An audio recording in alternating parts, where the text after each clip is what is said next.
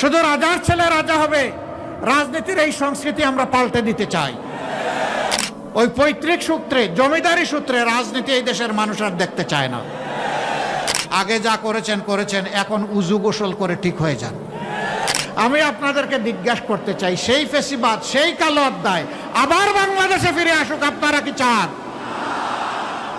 আমাদের একটি কর্মীর হাত ও চাঁদাবাজের হাতে পরিণত হয় নাই।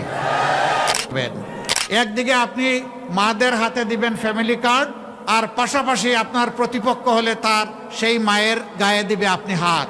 ওই ফ্যামিলি কার্ড আর হাত দুইটা একসাথে চলবে না। যুবকদেরকে বলছেন তাদেরকে বেকার ভাতা দিবে, কে বলছে? তারা আপনার কাছে গিয়ে মিছিল করে, আপনাদের কাছে মিছিল করে বলছে যে আমরা বেকার ভাতা দেন।